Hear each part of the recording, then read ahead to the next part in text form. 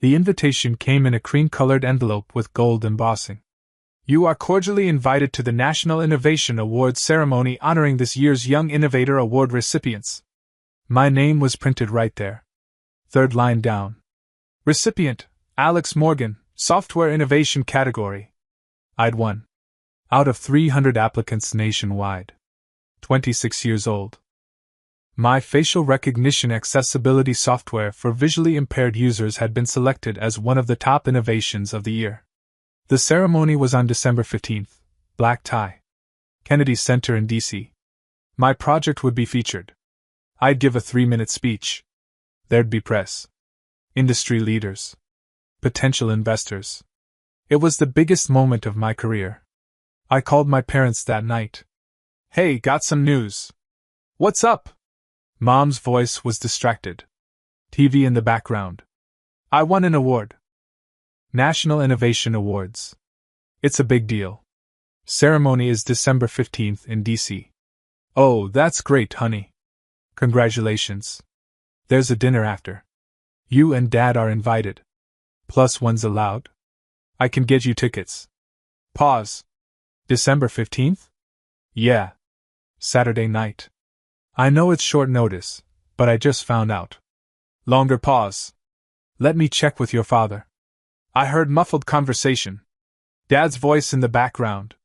Mom came back. Sweetie, that's the same weekend as Ethan's basketball tournament. Ethan. My younger brother. 22. College senior. Point guard. It's one night, I said. The tournament is all weekend, right? Yes, but it's the championship bracket. He really wants us there. I really want you at my award ceremony. I know, but this is important to Ethan. He's worked so hard. I sat there holding the phone. And I haven't? That's not what I meant. It's just. Basketball is his whole life right now. And this software is mine. Can't you record your speech?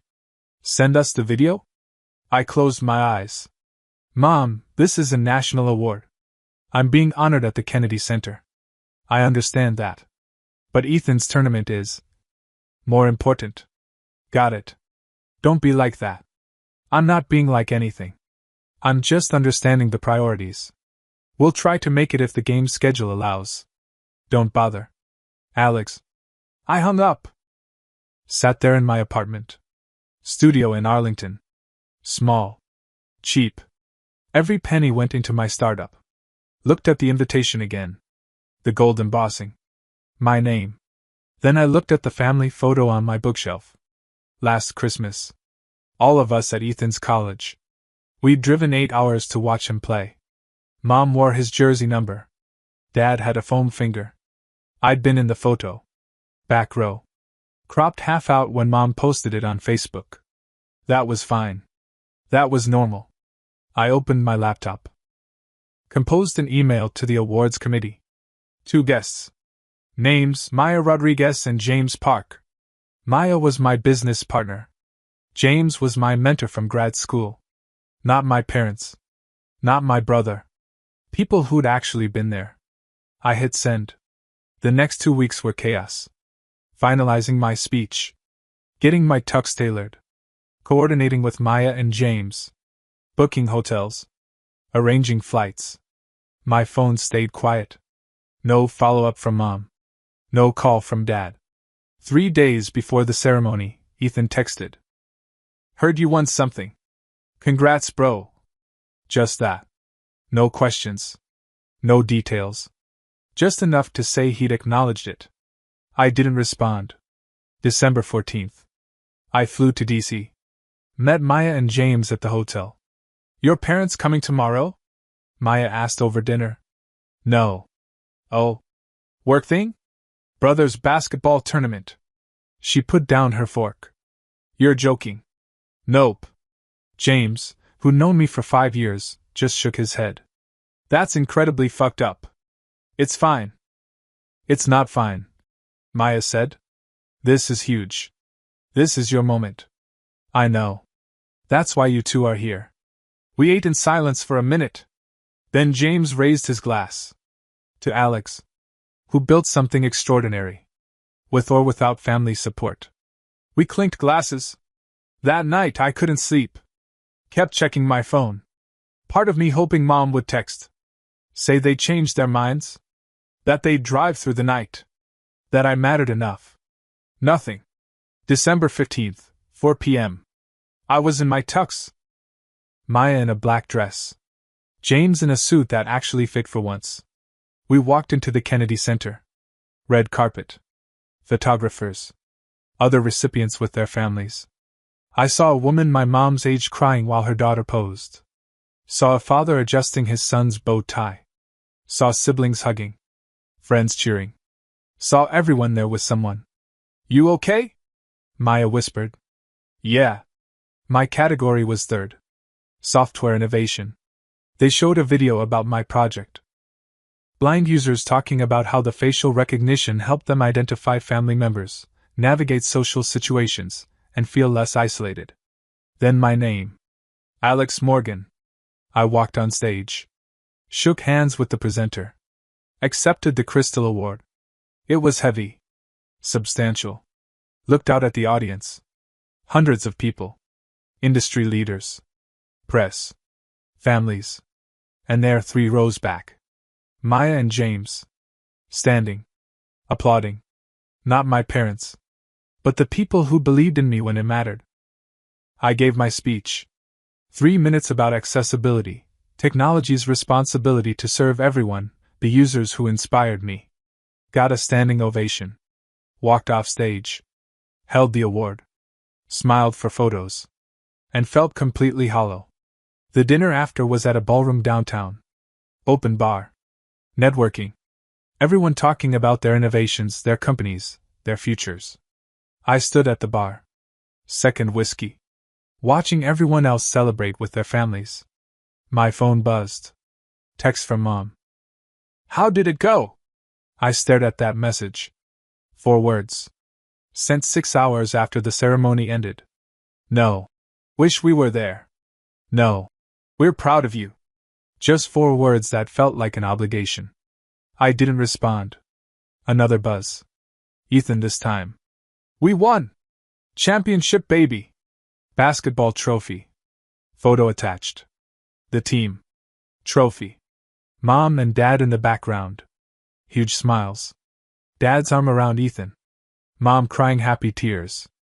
The exact support they couldn't give me. I put my phone away. Maya found me. Hey! Stop hiding. There's a venture capitalist who wants to talk about funding. I'm not hiding. You're literally standing in the corner drinking alone. I'm networking internally. She pulled me toward a group. Introduced me. I shook hands. Talked about my software. Handed out business cards.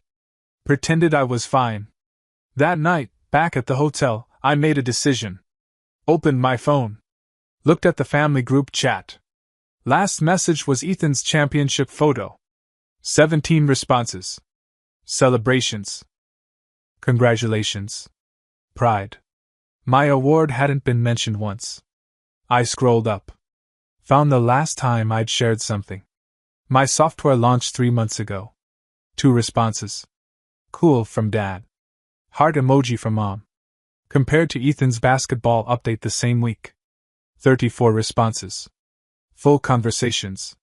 Mom sharing with her friends. I took a screenshot. Saved it. Then I did something I'd been thinking about for years. I left the group chat. Not with an announcement. Not with drama.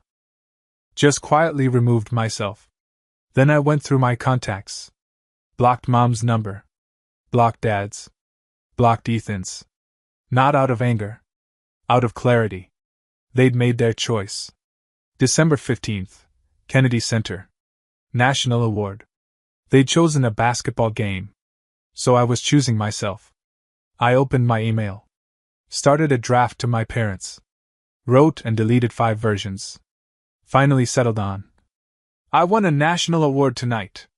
Gave a speech at the Kennedy Center. Met investors who believe in my work. It was one of the best nights of my life. You weren't there because Ethan had a basketball game.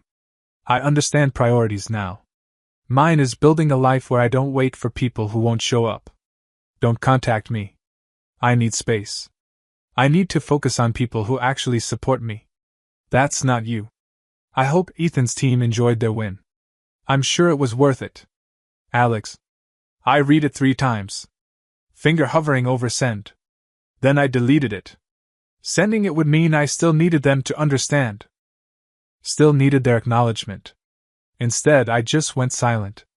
No explanation. No goodbye. Just absence. They'd shown me I was optional. So I was opting out. The next morning I flew home. Changed my voicemail. Deleted social media apps. Set my email to auto-delete anything from their addresses. Maya noticed. You okay? You've been quiet. I'm fine. Just thinking. About your family? About how I don't need them to succeed. She studied me. No contact?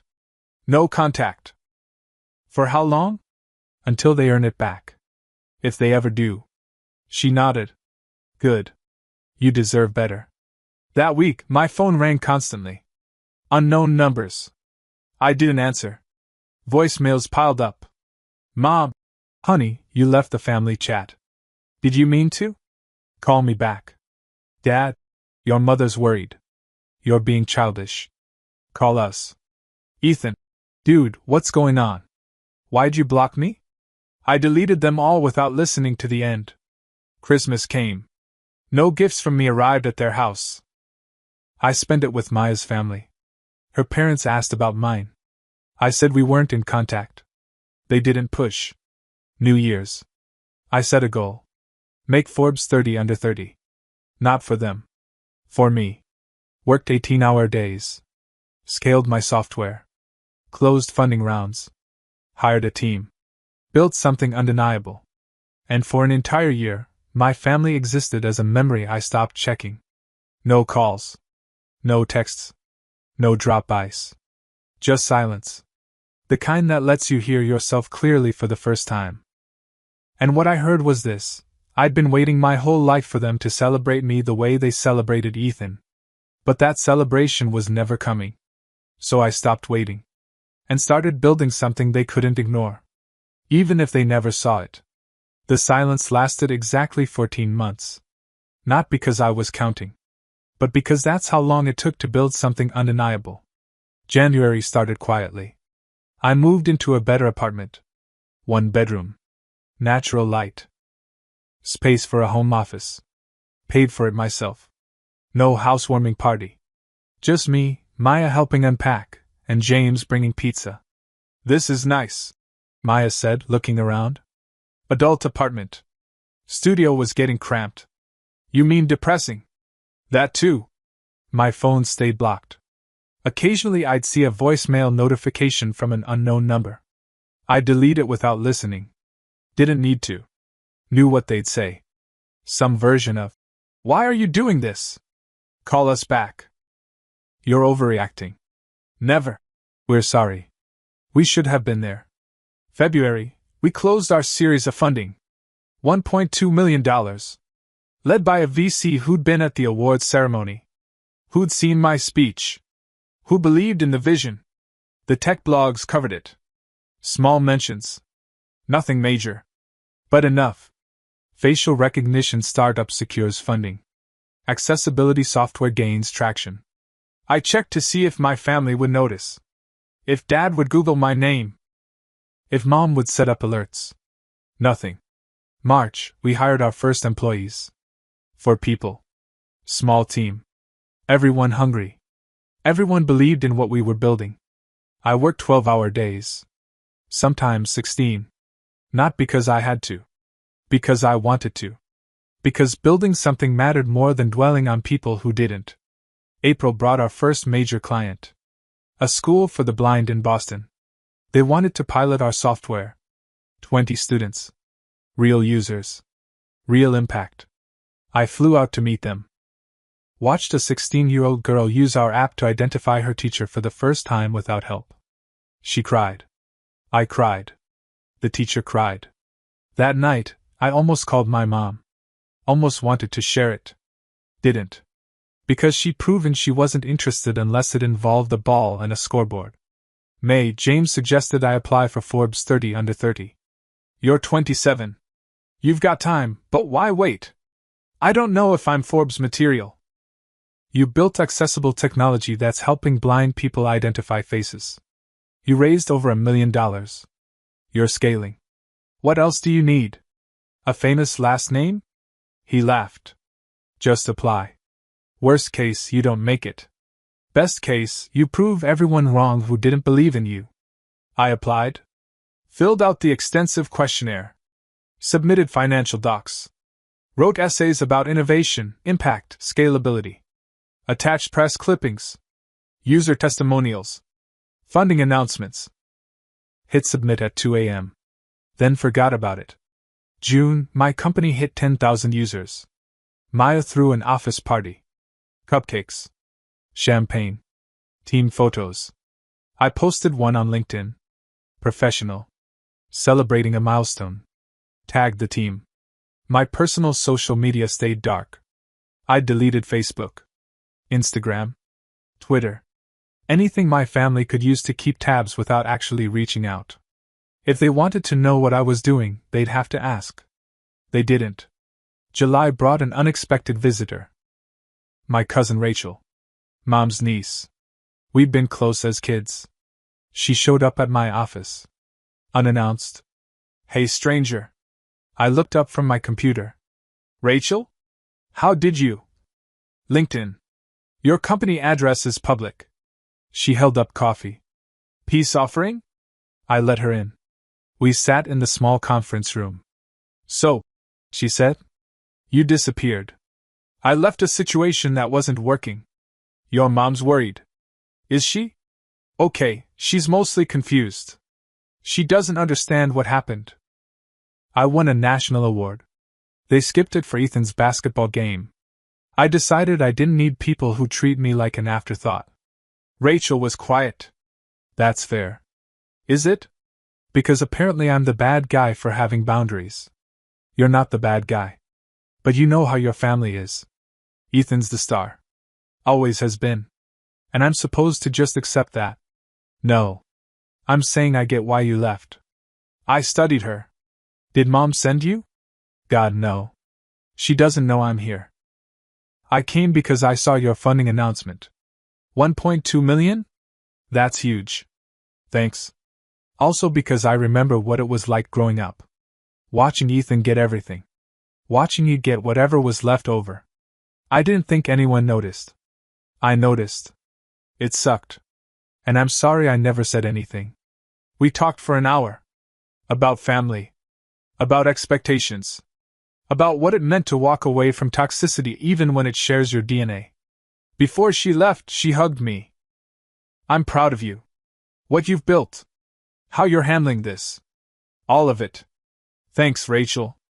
If you ever want to grab coffee. Just us. No family drama. Let me know. I will.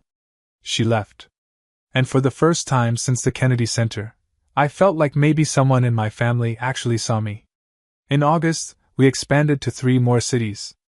Opened partnerships with accessibility organizations. Hired 2 more developers. Revenue was growing. Press coverage was growing. The company was becoming real. In September, I got the email. Subject, Forbes 30 under 30 congratulations. My hand shook as I opened it. Dear Alex Morgan. Congratulations.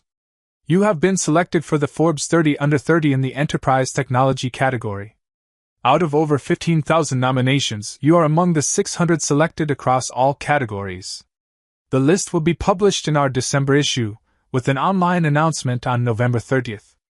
We'll need updated photos and a brief interview. Welcome to the Forbes 30 under 30 community. Best regards. Forbes editorial team. I sat there. Read it again. 3 times. I'd made it. Forbes 30 under 30. At 27. I called Maya.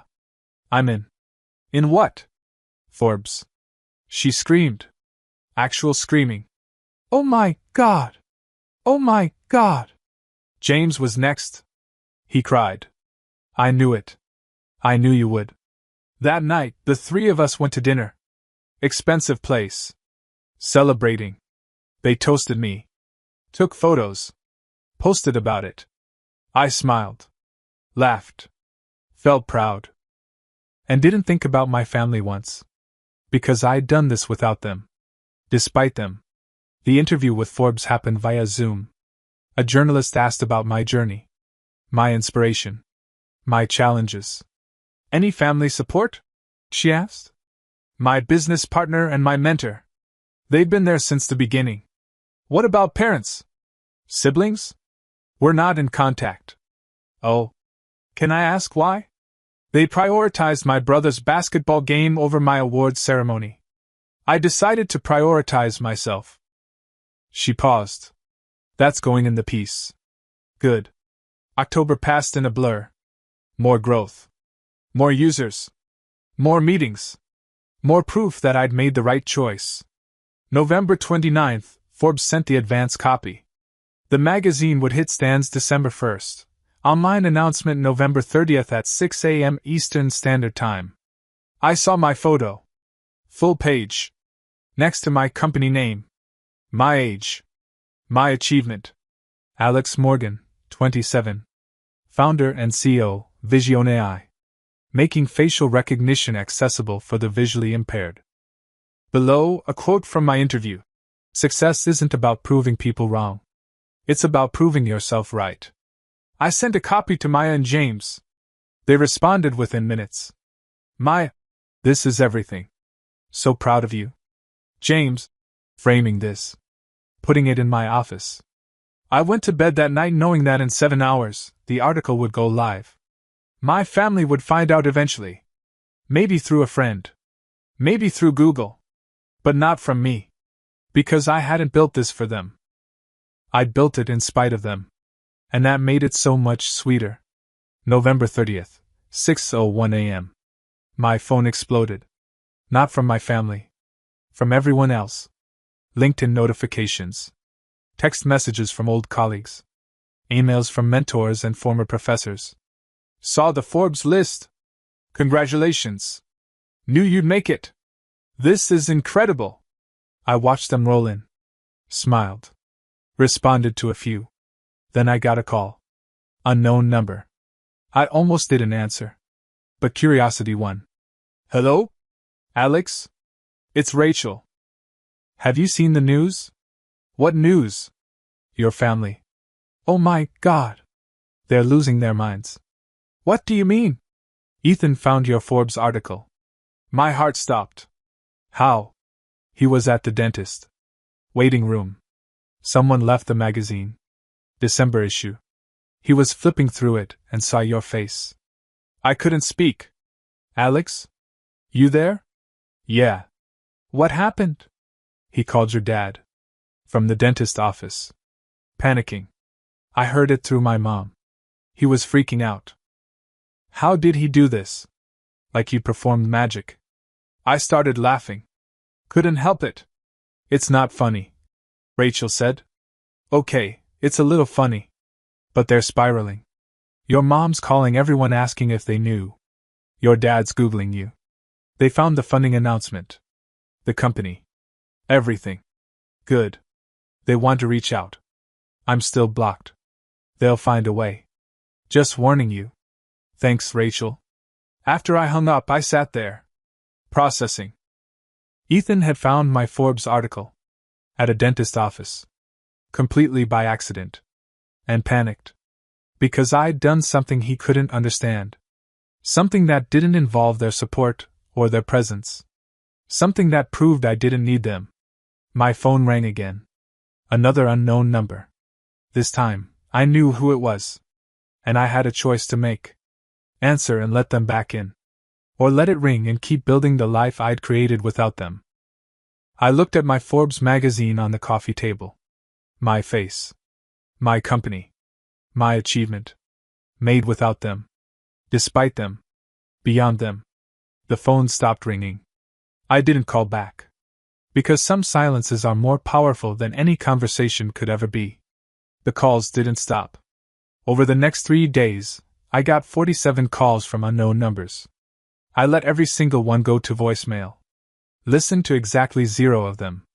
December 1st, the magazine hit stands. Rachel sent me photos. Barnes & Noble. Airport newsstands. Grocery store checkout lanes. My face. On Forbes. Next to the words. 30 under 30. She also sent screenshots from the family group chat I'd left a year ago. Mom, did anyone know about this? Ethan, I literally found out at the dentist. Dad, he never mentioned Forbes. And Lisa, maybe because none of you talked to him? Mom, that's not fair. He cut us off. And Lisa, after you skipped his award for a basketball game.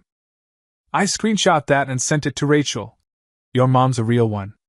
Rachel, she's been waiting a year to say that LOL. The media requests started. Tech blogs wanted interviews. Podcasts wanted me as a guest.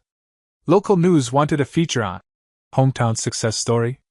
I did 3 interviews. Each time, they asked about my journey. Each time, I told the truth. My family chose not to support me. So I built something without them. Clean. Factual. No emotion. But it resonated. The clips went viral. Forbes 30 under 30 founder on family who didn't believe in him. Tech CEO succeeds despite family choosing brothers basketball over his award. Comment sections exploded. This is why chosen family matters more than blood. Parents who play favorites deserve to lose their kids. He didn't need them to win. That's power. December 3rd, my office receptionist buzzed me. Alex? There's someone here to see you. Says she's your mother? My stomach dropped. Tell her I'm not available. I did. She says she'll wait. Tell her I'm not available today. Or tomorrow. Or ever. Pause. Okay. I'll let her know. 10 minutes later, Maya knocked on my door. Your mom's still in the lobby. I know. What do you want to do? Nothing. She'll leave eventually. She brought a casserole. I almost laughed. A casserole? In a Pyrex dish?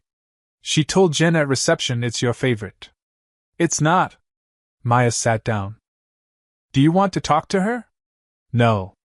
Are you sure? Completely. She had 14 months to reach out. To apologize. To acknowledge what she did. She waited until I was in Forbes. That's fair. My mom stayed in the lobby for 2 hours. Eventually Maya went down and told her I wasn't coming out. She left the casserole. And a note. Maya brought both to my office. I threw the casserole away. Unopened. Read the note. Alex, I know you're upset. But this has gone on long enough. We're family. Family works through things. Call me. We need to talk. Love, Mom. I showed it to Maya. Notice anything missing? She read it.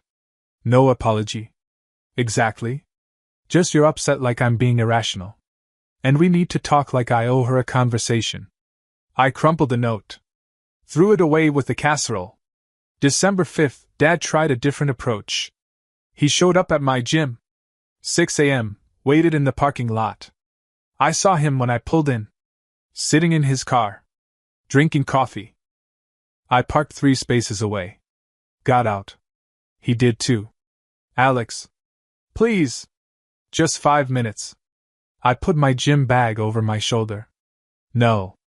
I'm your father. And I'm your son. The one you forgot at the Kennedy Center. We didn't forget. We had a basketball game. I know. You made your choice. It wasn't like that. Then what was it like, Dad? He struggled. Ethan needed us. And I didn't? You're always so independent. You never seem to need us. I stopped. Turned to face him fully. I won a national award. I told you about it. Asked you to come. You said maybe if Ethan's game schedule allowed. That's not independence. That's you choosing. We were going to come to the next one. There is no next one. That was my moment. And you weren't there. We're sorry. Are you? Or are you sorry I made Forbes without telling you? He looked down. Both. At least you're honest. I started walking toward the gym. Wait. Just, your mother misses you. She misses the version of me that didn't require effort. That's not fair. I turned back. You want to know what's not fair? Ethan got a championship celebration. Team dinner. Social media posts. Crying proud parents. I got how did it go 6 hours after the ceremony ended. Via text. That's not fair. We didn't know how important it was to you. Because you didn't ask. You assumed. You always assume I'm fine. That I don't need attention. That I'm low maintenance. But you know what? I'm not your low maintenance son anymore. I'm Forbes 30 under 30. And I did it without you. His face crumpled. Please. Can we just talk? We are talking. And I'm done.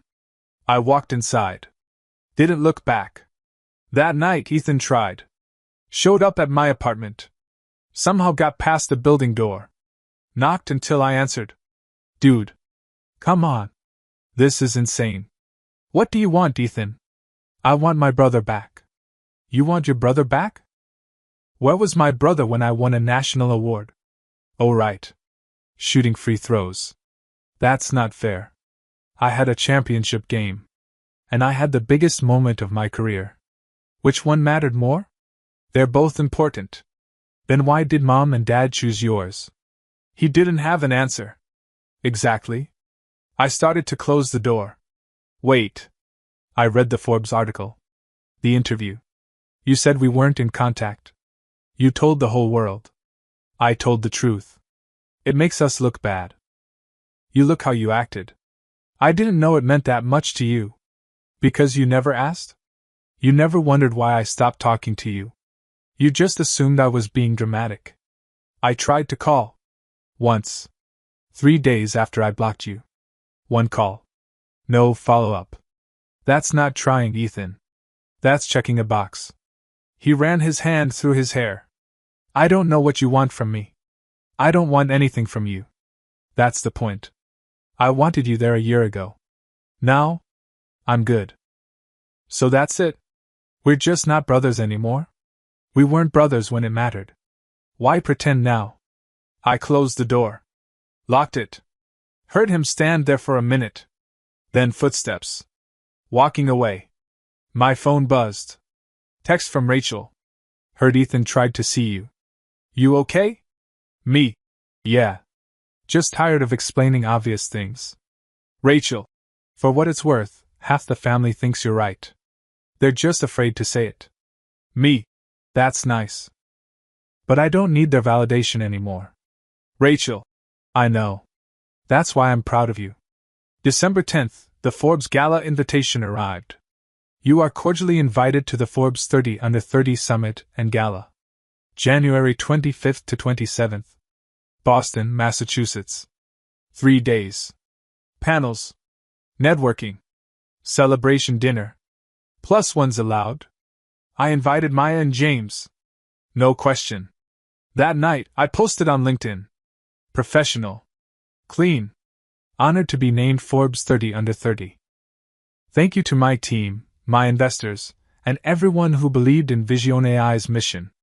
Looking forward to the summit in January. No mention of family. No mention of the journey. Just facts. Comments rolled in. Congratulations from colleagues. Industry leaders. Former professors. And then, buried in the responses, one from my mother. So proud of you, Alex. Always have been. Red heart. I stared at that comment. Always have been. Always. I clicked on her profile. Saw she never commented on any of my posts before. Not my funding announcement. Not my company milestones. Nothing. But now, public comment on the most visible achievement. Not because she was proud. Because she wanted people to see her being proud. I deleted her comment. Blocked her on LinkedIn. Maya called. Did you see your mom's comment? I deleted it. Good. That was performative as hell. Right? Always have been. Where was that at the Kennedy Center? Nowhere. Because it's bullshit. We talked for an hour. About family. About boundaries. About the summit. You ready for Boston? She asked. More than ready. This time, I'll have people who actually show up. Damn right. December faded into January. The calls from unknown numbers slowed. Then stopped. My family realized I wasn't coming back. That Forbes wasn't a fluke. That I'd built something real. And they missed it. Not just the Forbes announcement. The whole journey. The late nights. The failures. The small wins. The big ones. All of it. While they were at basketball games. January 24th, I flew to Boston. Maya and James met me at the hotel. Ready for this? James asked. I looked at the Forbes Summit banner in the lobby. My name on the attendee list. Yeah. I'm ready. Your family know you're here? Don't know. Don't care. Maya smiled. That's growth. The summit was 3 days of panels, networking, and celebration. 600 people under 30 who'd built something extraordinary. And I was one of them. On the final night, the gala, I stood on the stage with the other enterprise technology winners. 5 of us. Holding plaques. Smiling for photos. I looked out at the audience. Saw Maya and James. 3rd row. Standing. Clapping. The people who'd actually been there. And I didn't think about my family once. Because I'd finally learned the most important lesson. You can't make people proud of you if they're determined not to see you. But you can build something so undeniable that their blindness becomes their loss, not yours. And that was more than enough. The Forbes Summit ended on a Sunday night. I flew home with Maya and James, watching city lights blur below us. Different from last year, huh? Maya said. I knew what she meant. Last year, the Kennedy Center. Hollow victory. Empty seats where my family should have been. This year? Full auditorium. People who actually showed up. Yeah, I said. Very different. February brought what I'd been avoiding. An email from my high school principal. We'd love to have you speak at Career Day. Forbes 30 under 30 alumnus. Students would be inspired. I stared at that email for 3 days. My high school. 10 minutes from my parents' house. Same trophy cases that ignored my academic awards while celebrating Ethan's basketball. Same hallways where teachers told me to be more well-rounded. Part of me wanted to decline. Keep the distance. Stay safe. But another part, the part that had built a company from nothing, wanted to walk those halls as exactly who I'd become. Accept it, I told Sarah, my new assistant. Schedule it for March. The school posted about it on social media. Alumni success story returns. Rachel texted 2 days later. Your mom's losing her mind. Tried to get tickets. School said students only. Good. You sure you want to do this? I'm sure I'm done hiding. March 15th arrived cold. I drove to the school in my Tesla, used but still. Parked in visitor parking where I'd parked my beat-up Honda a decade ago. The building looked smaller. Older. But the gym where I'd spent 4 years watching Ethan. Still massive. The principal met me in the lobby. Alex. So great to have you back. Same guy who'd suggested I join student government to boost my college applications. Instead of entering coding competitions. We walked to the auditorium. Full house. He said. 300 students. Some alumni asked to attend. Hope that's okay. Alumni meant potential family. That's fine. The doors opened. 300 teenagers. Teachers along the walls. And in the back, standing room only. Rachel. My old English teacher. And 3 rows behind them. Mom. Dad. Ethan. They'd found a way in. Of course they had. I walked to the podium. Looked out at 300 faces. And 3 in the back who never looked at me harder. My first slide. Not my company logo. A photo of me at 17. Skinny. Awkward. Alone in the cafeteria with a laptop. This was me, I said.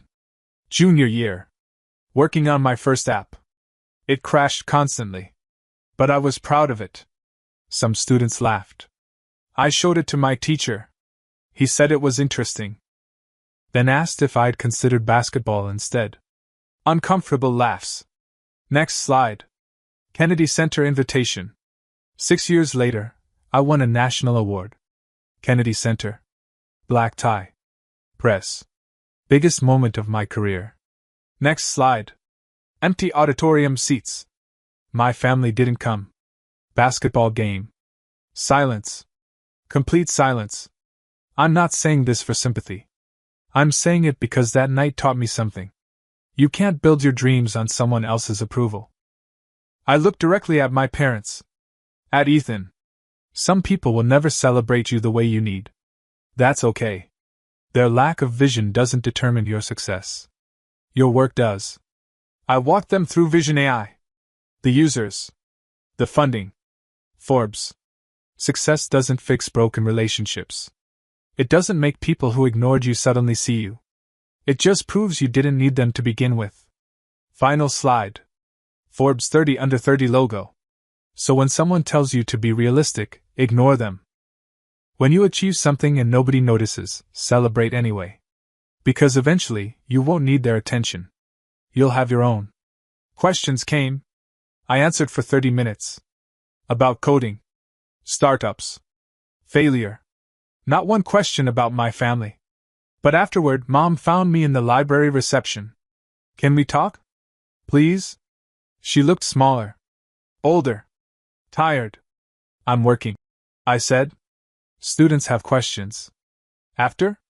5 minutes? Something in her voice cracked. Parking lot. 3 minutes. When I'm done here. I stayed 20 minutes. Answered every student question. Handed out business cards. Then walked to the parking lot. They were waiting by my Tesla. All three. Nice car, Dad said. Bought it myself. We're not here to fight, Mom said quickly. We just want to talk. I checked my watch. 2 minutes. We were wrong. About the Kennedy Center. About everything. Okay. Okay? That's it. What do you want, Mom? You were wrong. Great. Doesn't change anything. We want to fix this, Dad said. Fix what? 14 months of silence? You can't fix that. It happened. Ethan stepped forward. You're my brother. That has to count for something. It counted when I needed you. Doesn't count now. So we don't get a chance? Mom's voice broke. I looked at her. Saw the same person who texted. How did it go? 6 hours after my ceremony. Who'd commented? Always proud. On LinkedIn after years of silence. I don't need you anymore, I said quietly. For 14 months, I built something extraordinary. Without you. Despite you. And I was happy. We're your family, Dad said. No. You're people I'm related to. Family shows up. We failed you, Mom said. Doesn't that mean anything? That we're admitting it? It means you can live with yourselves. Doesn't mean I have to let you back in. What do we have to do? Mom grabbed my arm. Tell me. I'll do anything. I looked at her hand. Then her face. You can't do anything. Because the person who needed you to show up doesn't exist anymore. I'm not waiting for your approval. I'm Forbes 30 Under 30. I built a life that doesn't include you. I got in my car. Started the engine. Mom stood there. Crying. Dad's hand on her shoulder. Ethan looking lost. I felt nothing. Not satisfaction. Not revenge. Not sadness. Just closure. I drove away. Didn't look back. That night Maya called. How was it? Good. Productive. Your family showed up? Yeah. And I told them the truth. That I don't need them anymore. How do you feel? Light. I said. I feel light. That's good. Yeah. Really good. 3 months later, I got an email. From Ethan. Subject. No response needed. I almost deleted it. But curiosity won. Alex. I'm not trying to contact you. Just respecting your boundary. But I started therapy. To understand why I took you for granted. Why I never questioned Mom and Dad prioritizing me. I was selfish. I knew you were brilliant. I knew Mom and Dad treated you as an afterthought. And I did nothing. Because it benefited me. Your Kennedy Center Award? I remember thinking he'll understand. It's the championship. I didn't even consider going to both. I'm not asking for forgiveness. I just wanted you to know I finally understand. What I did. What they did. What we all did. You built something extraordinary. Not just your company. Yourself. And we missed it because we weren't looking. I'm sorry. Genuinely. Deeply. Sorry. Ethan. I read it 3 times. Saved it in a folder labeled Closure. It was everything I'd wanted to hear a year ago. But now, it just felt like confirmation. I was right. They were wrong. And I'd moved on. December came with snow. 2 years since the Kennedy Center. I decorated my house, bought with cash 6 months earlier. Small tree. Tasteful lights. Christmas morning I made coffee. Sat on my couch. Watched snow fall. My phone buzzed. Rachel. Merry Christmas. Merry Christmas. You doing okay? Yeah. You. Family's weird without you. Everyone pretends it's fine. But it's not. Not my problem to fix. I know. Just wanted you to know you're missed. By me at least. Thanks, Rachel. That means something. We hung up. I opened my laptop. Checked Vision AI metrics. 60,000 users. Growing. Real impact. Real change. That was my family now. Those users. My team. Maya. James. Rachel. People who showed up. Who celebrated. Who saw me. I looked at my Christmas tree. Small. Simple. Mine. And smiled. Because this quiet morning, in a house I bought, running a company I built, living a life I designed, this was the gift. Not revenge. Not proving them wrong. Just freedom. Freedom from waiting. From hoping. From needing people who never give me what I needed. I built something better. One boundary at a time. One day at a time. A life where I was never an afterthought. Where I was always the main character. Where I showed up for myself first. My phone stayed on the table. Silent. Peaceful. And I let it be. Because some silences aren't empty. They're full. Full of self-respect. Of boundaries. Of knowing your worth. And I'd never been richer.